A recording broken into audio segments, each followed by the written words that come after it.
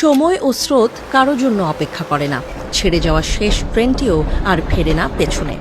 Time ট্রাভেলের গল্প এখন আটকে আছে গাণিতিক সূত্র আর সিনেমার পাতায়। তবুও কিছু লোক ও একটা দেশ দিবা স্বপ্ন দেখছে।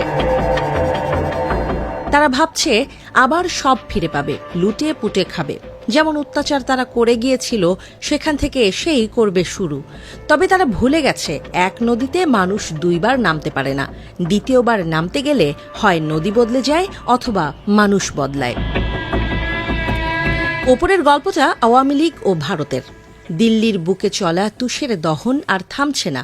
শেখ হাসিনা নেই, তবুও বাংলাদেশ আছে, এটা ভাবতেই হয়তো মোদী প্রশাসনের গা শিউরে ওঠে। তাদের এক কথিত সাংবাদিক তো 7 মাস আগেই ঘোষণা করেছিলেন, থাকবে না, এই বাংলাদেশ থাকবে না।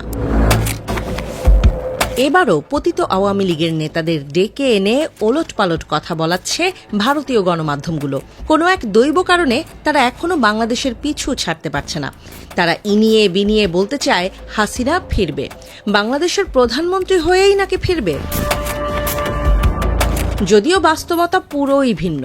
হাসিনা পরবর্তী বাংলাদেশে নানা বিষয়ে বহু দ্বিমত আছে, বহু প্রশ্ন, কিছু সংশয় আর অনেক বিষয়ে দ্বিধাদ্বন্দ্ব।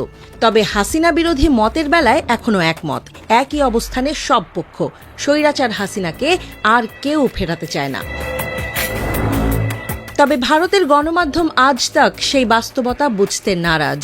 তারা মার্কিন মুলুকের কোনো এক আওয়ামী লীগ নেতাকে অনুষ্ঠানে ডেকে এনে তাকে দিয়ে বলিয়ে নিচ্ছে শেখ হাসিনা নাকি আবারও প্রধানমন্ত্রী হয়ে ফিরবে। সেই সহ সভাপতির কথাকেই তাল থেকে তরমুজ বানিয়ে প্রচার করছে ভারতীয় মিডিয়া। তবে ইনিয়ে মিনিয়ে ছাত্র জনতার এই আন্দোলনকে ভারত বিশেষ কোনো গোষ্ঠীর বলে চালাতে চাইছে। তারা গণ অভ্যুত্থানকে স্বীকার করতে এখনো ভয় পায়। দিল্লির শঙ্কা আর কষ্ট ও হতাশা ঝলকে ঝলকে প্রকাশ পাচ্ছে গণমাধ্যমে। অথচ জাতিসংঘের মানবাধিকার বিষয়ক প্রতিবেদনে পরিষ্কার করে হাসিনা সরকারের অপরাধের চিত্র তুলে ধরা হয়েছে।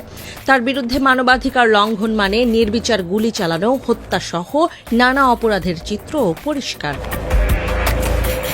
আর সেই সব চিহ্নিত অপরাধী ও অভিযুক্তদের একটা বড় অংশ আশ্রয় নিয়েছে ভারতে। আন্তর্জাতিক আইনের দিক থেকে বিচার করলে মানবাধিকার বিরোধী অপরাধীদের আশ্রয় দেওয়ার অভিযোগে ভারতও বড় ধরনের চাপে পড়তে পারে। তবে ঘটনা ঘটছে উল্টো।